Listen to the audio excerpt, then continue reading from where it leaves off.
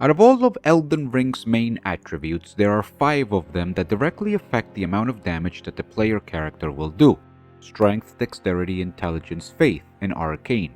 As for the way Elden Ring calculates damage, it is both complicated and convoluted, so we will be dealing with that in its own specific video.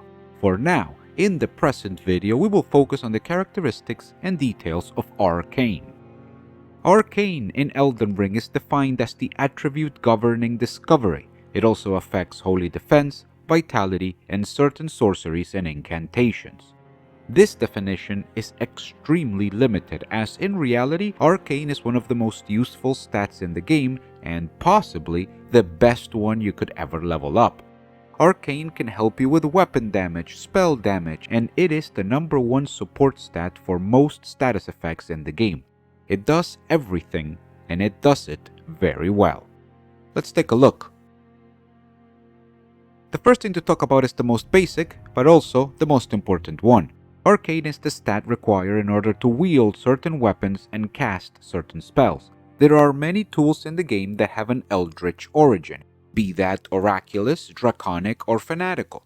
As examples, let's use the armament Rivers of Blood and the incantation Dragonfire. You can see that the katana has a requirement of 20 arcane to wield, while the incantation has a requirement of 12 arcane to cast. If you do not meet this requirement for Rivers of Blood, you will see that its damage is heavily reduced and that you will not be able to use its Ash of War effectively. As for the incantation, not meeting its requirement means that you will not be able to cast it at all. This applies to any sorcery with an arcane requirement as well. Unlike Strength, when it comes to Arcane, there are no mechanics in the game that can help you meet these requirements. You need to meet or exceed them using your levels, consumables, or equipment. There is no way around it. Weapon damage scaling is a complicated subject. It is made up of multiple concepts and various calculations. I will be covering all of this in detail in a separate video. For now, the basic notion with Arcane is that all weapons that have Arcane scaling will have their damage increased as you level up your Arcane stat. Damage scaling is determined on a weapon per weapon basis, meaning that each specific weapon has different conditions and each will show different data.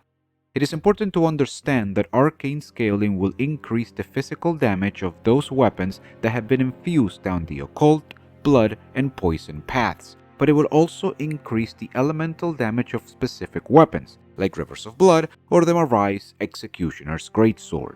I ran the number for multiple weapons in order to test the data, and it is possible to establish different soft caps for the stat. For the scaling data, we will be using an Occult Longsword plus 25, which has a B scaling in Arcane. Please take a look at these charts. On the top, you will see the correlation between your Arcane stat and the total AR of the Occult Longsword plus 25. In other words, what is the total AR of this weapon on each level of Arcane? On the bottom, you will see the correlation between your Arcane stat and the AR increase of the weapon. In other words, how much actual AR we get each time we level up our Arcane. As always, it is important to look at the shape of the charts. On the top, you will see that the damage increase is more pronounced in the earlier levels, but as you get to the later levels of Arcane, the increase begins to flatten out. As we have talked about with every single stat, this is the work of diminishing returns. The more Arcane you have, the less you get with each level. How much less exactly? Well, let's take a look. In the bottom chart, you can see that the earlier levels give us either 6 or 7 AR per level. These are magnificent returns, but then at about level 20, the increase drops to either 3 or 4 AR per level. While these returns continue to be good, there is still a drop, and this marks the first soft cap of the skill at level 20. Then it continues to receive the same AR, 3 or 4 points, all the way up to level 50, where it drops again to 2 or 3 AR per level. This is the second soft cap of the skill at level 50. And then we continue to get 2 or 3 AR per level until we hit level 80. From then on, we get 0 or 1 AR per level, with a few levels providing no increase at all. So, This is the third and final soft cap of the skill at level 80. Past this level, it is not worthwhile to level up Arcane, as the returns that we get are too few for the investments that we make. Please remember, damage scaling is complicated. This data that I am showing you is specifically for an Occult Longsword plus 25. Other weapons have different scaling, so they will provide different data. That said, the shape of the chart is always roughly the same, so we can establish the three soft caps: level 20, level 50, and level 80. As we mentioned in the introduction of this video, Arcane is a stat that does everything, and that includes helping with spellcasting. While it may not be a main casting stat, Arcane offers two catalysts that greatly benefit from this stat in order to increase their spellcasting power. Those who prefer sorceries get the Elven Staff, and those who prefer incantations get the Dragon Communion Seal. The Elven Staff scales with Intelligence and Arcane, while the Dragon Communion Seal scales with Faith and Arcane. Taking into consideration that they scale from two different stats, Arcane included in both cases, this makes them hybrid catalysts. I have already gone over in detail the specific scaling and soft caps of hybrid staffs in the Intelligence video and hybrid seals in the Faith video. If you're looking for a more detailed explanation and the corresponding charts for each catalyst, do not hesitate to check those out. I will leave a link in the description. That being said, the basic information is that hybrid catalysts share the same soft caps among the two stats that they scale from. Specifically, they have a first soft cap at level 30 and a second soft cap at level 45. Of course, this means that you will have to level up both of the corresponding stats in order to get good power from these catalysts. Leveling up just one of them will lead to reduced efficiency. Arguably, one of the most powerful characteristics of Arcane is the fact that this stat affects the passive buildup of weapons' status effects. In order for this to work, there are a few conditions to meet. First, and obviously, the weapon in question must have a passive effect. The easiest example is Bleed. And the second condition is that the weapon in question must have some sort of arcane scaling. This means that weapons that have a status effect but that do not have arcane scaling will not see their passive effects increased. If these two conditions are met, then you will see that the more you increase your arcane stat, the stronger your status effect application will be. The simplest way to use this is by infusing your weapons down the bleed, poison, or occult affinities. Allow me to show you a quick visual example. Here, you will see an occult Morningstar plus 25 in a build with only 9 arcane. The Morningstar has an innate bleed passive effect, and you will notice that it has a B scaling in arcane due to the occult infusion. The stats of this weapon shows us that under these circumstances, the Morningstar has a bleed application of 46 units per hit. Now, let me show you the exact same occult Morningstar plus 25, but this time in a build with a total of 77 arcane. Here, you will see that the passive bleed application is at 96 units per hit, over twice as much as before. This is the result of the arcane stat and scaling affecting passive effects and increasing their potency. Arcane scaling of passive status effects is very much the same as the scaling that any other stat can have on weapon damage. This means that it is affected by the same mechanics as every other stat, including soft caps. Indeed, there are specific soft caps for the amount of scaling that status effects receive from the arcane stat. These soft caps are different from the ones that affect weapon damage. Let's continue using the Morningstar as an example in order to see what these soft caps are. Please, take a look at these charts. On the top, you will see the correlation between your arcane stat and the total bleed application of the occult Morningstar plus 25. In other words, what is the total bleed application of this weapon on each level of arcane? On the bottom, you will see the correlation between your arcane stat and the bleed application increase of the weapon. In other words, how much actual bleed application we get each time that we level up our Arcane stat. As I always say, it is important to look at the shape of the charts. I am sure that you, my dear viewer, immediately realize that we are not dealing with normal scaling. First of all, there is very little scaling during the first levels of Arcane up to level 25. Then, there is very strong scaling throughout the middle investment levels, only for it to disappear again during the later levels of the stat. I like to call this sweet spot scaling, because there is a very obvious group of levels that you need to aim for in order to be efficient. If you go too low or too high, you are honestly wasting the potential of your build. Let's take a closer look at these soft caps. As mentioned before, there is very little scaling during the first 25 levels of Arcane. In fact, we only get 3 points of bleed application for all of these levels of investment. Absolutely horrible. Luckily, things pick up at level 26 and we start earning 2 points of bleed application on most levels, with a few exceptions of only 1 point of application. This continues up until level 45. This is where the best investment is, and going to 45 Arcane will always provide good status effect scaling. That said, after level 45, the returns drop considerably. As a result, level 45 is the first Arcane soft cap for status effect application. That said, from level 45 to level 60, we still get acceptable scaling from our investment, offering us 1 point of bleed application on most levels with no increase on a few others. This stops at level 60. After this level, bleed application scaling completely plummets, offering only 1 additional point every 7 or 8 levels of Arcane. This is atrocious, and it marks a very clear final soft cap at level 60. If you are focusing on status effect applications, it is recommended that you always go to level 45 Arcane, and maybe level 60, but never go beyond this. Please remember that this example is for the Morning Star with the bleed status effect. Different weapons and different status effects will show different data, and it is all based on a case-by-case scenario. That said, the shape of the chart is always roughly the same, and it allows us to see 2 clear soft caps for status effect application through weapons, level 45 and level 60.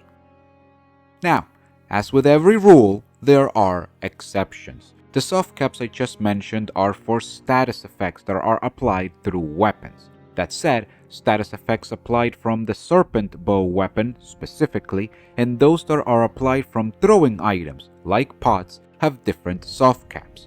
In the interest of time, I will not bore you with more charts, as I believe that you get the point. But please, be advised that the status effect application in these 2 cases has a first soft cap at Arcane level 30 and a second one at Arcane level 50. As with every other stat, you will need to understand what you want from it in order to make your build as efficient as possible. Another one of the characteristics of Arcane is the effect on discovery.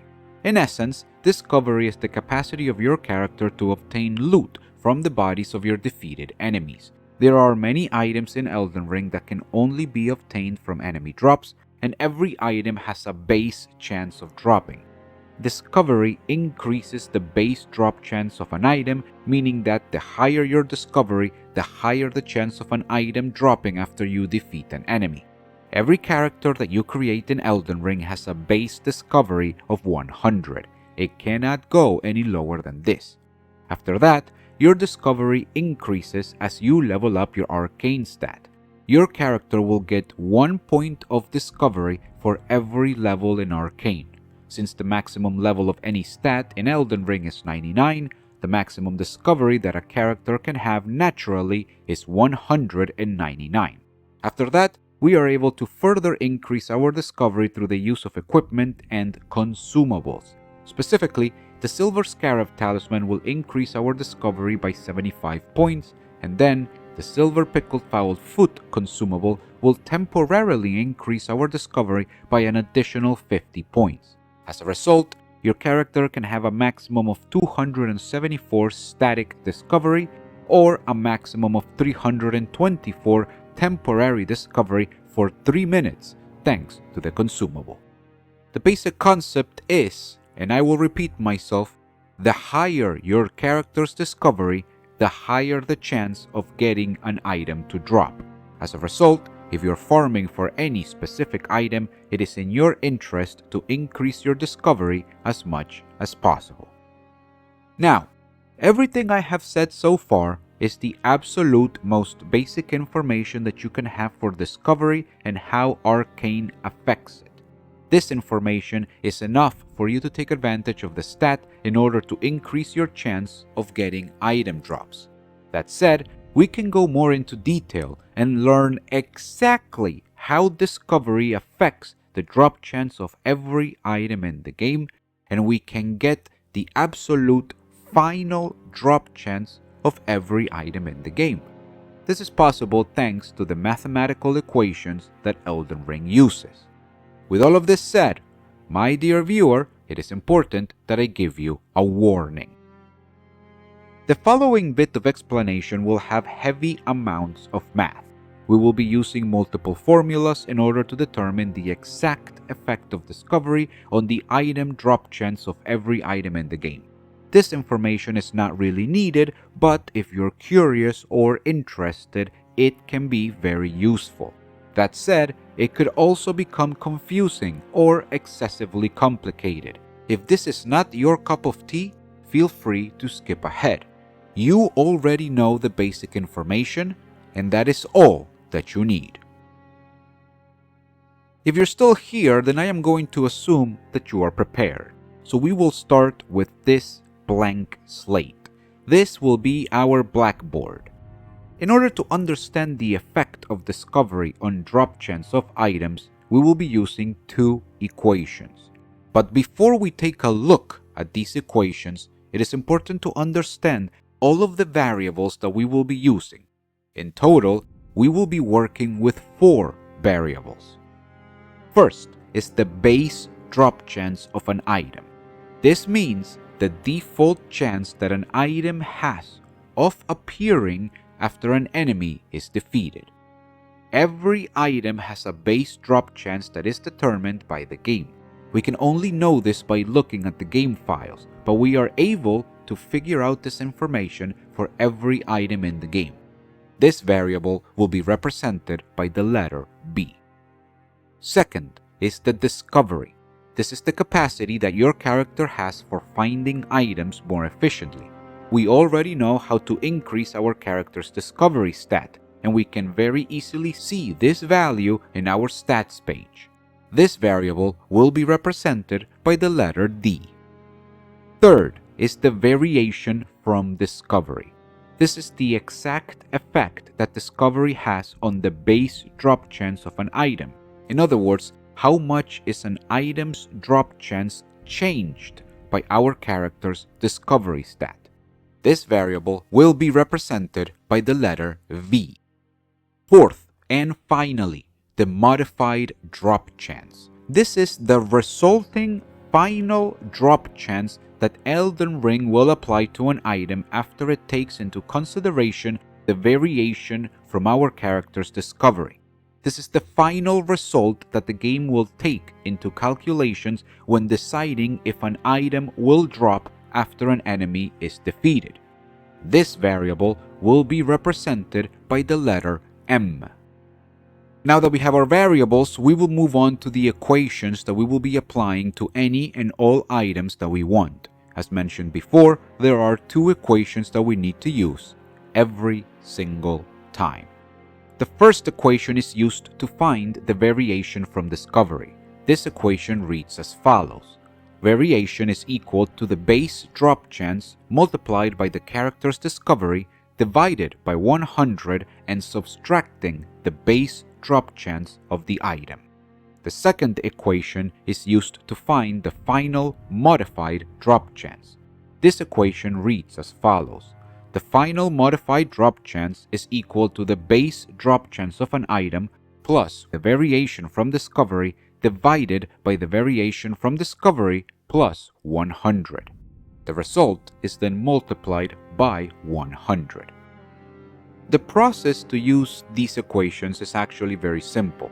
First, we take our base drop chance and our discovery and we introduce them into equation 1.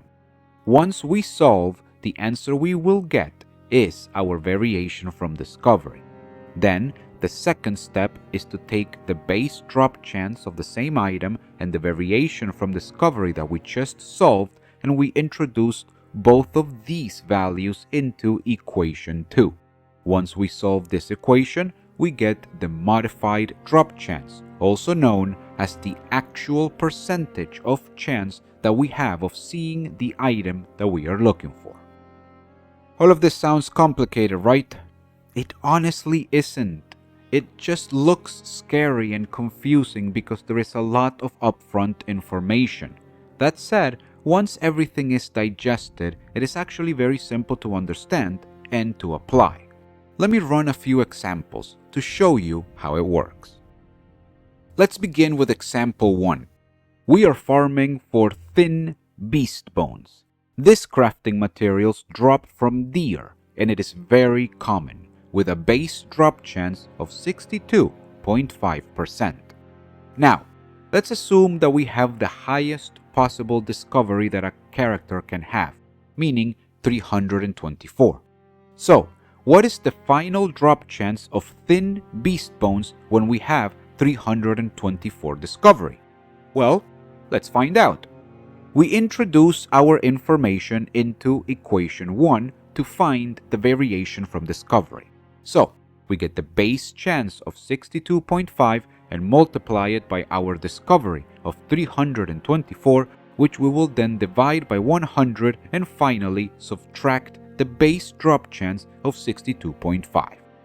Once we solve this, we get that our variation from discovery is 140. Now, we introduce this new information into equation 2 so that we can find the final drop chance of these thin beast bones at maximum discovery. So, we add our base drop chance of 62.5 to our variation of 140, which we will then divide by 100 plus our variation of 140, and conclude by multiplying all of this by 100. Once we solve this, we get a final result of 84.375. This means that at maximum discovery, the thin beast bones have an 84.375% chance of dropping from every deer that we kill. If you compare this with the initial drop chance of 62.5, you will notice that the maximum discovery of 324 increases our drop chance by an overall 25%. This doesn't seem like a big boost, so it might not be worthwhile to increase discovery in order to farm for this item. That said, every item is different, so let's move on to example 2.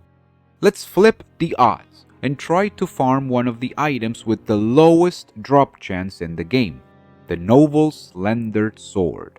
This weapon has a base drop chance of 0.5%. Let's assume once again that we have the maximum discovery of 324. So, what is the final drop chance of this weapon for our character? Let's repeat the process. We introduce our information into equation 1 to find the variation from our discovery. So, we get the base chance of 0.5 and multiply it by our discovery of 324, which we will then divide by 100 and finally subtract the base drop chance of 0.5. Once we solve this, we get that our variation from discovery is 1.12. Now, we introduce this new information into equation 2 so that we can find the final drop chance of the Noble Slender Sword at maximum discovery.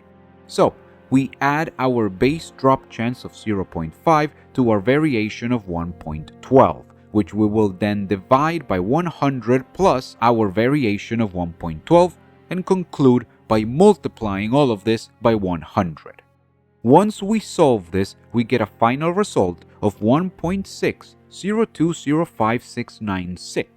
For the sake of simplicity, let's go ahead and round this down to 1.6. This means that at maximum discovery, the Noble Slender Sword has a 1.6% chance of dropping from every wandering noble that we kill.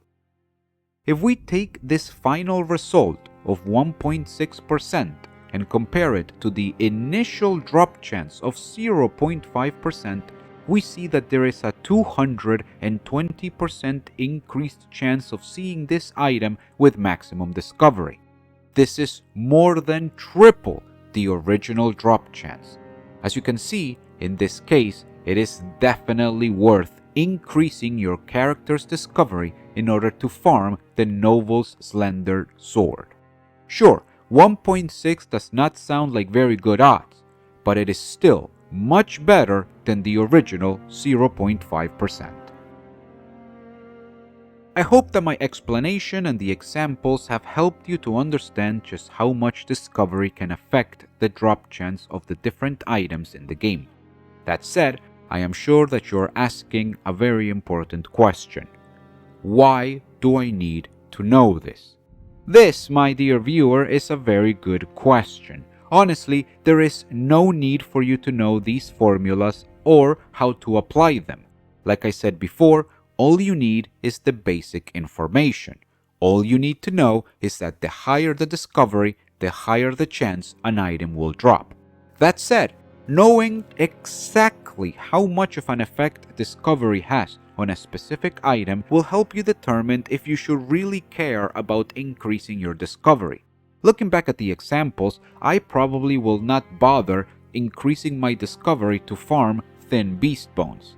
That said, I would definitely make sure that my discovery is at maximum in order to farm the Noble Slender Sword.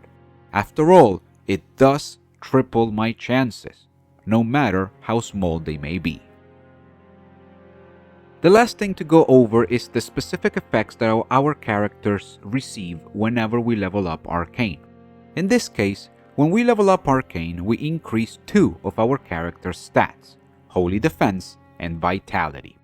Holy Defense is your character's innate defense against attacks that deal holy damage. As it should be expected, the higher our Holy Defense, the less damage that we will take from this damage type. The rate of increase is as follows. We get 2 Holy Defense from levels 1 to 20 Arcane.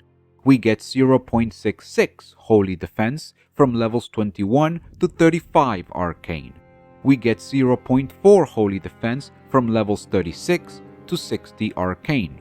And we get 0.25 Holy Defense from levels 61 to 99 Arcane. At the same time, whenever we level up our Arcane stat, we are also increasing our character's Vitality. In this case, Vitality is our character's natural resistance to the Deathblight status effect. Taking into consideration that Deathblight deals instant death, it is probably a good idea to be more resilient to its effects.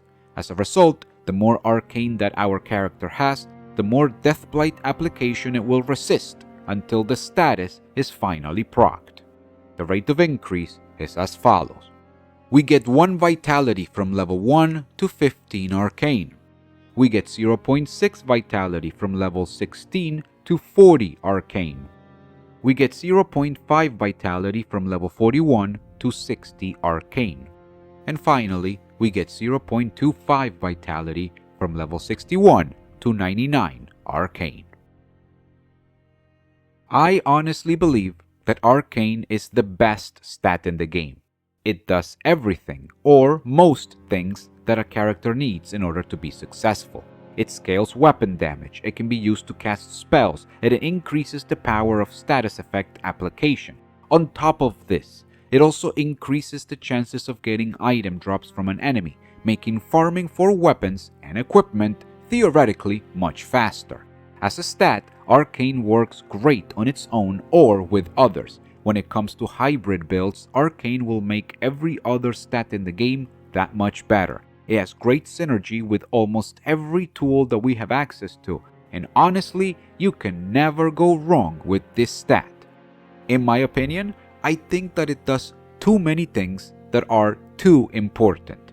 That being said, it also makes it a very fun stat to experiment with, and it leads to many different build opportunities. And at the end of the day, that is all I could really ask for.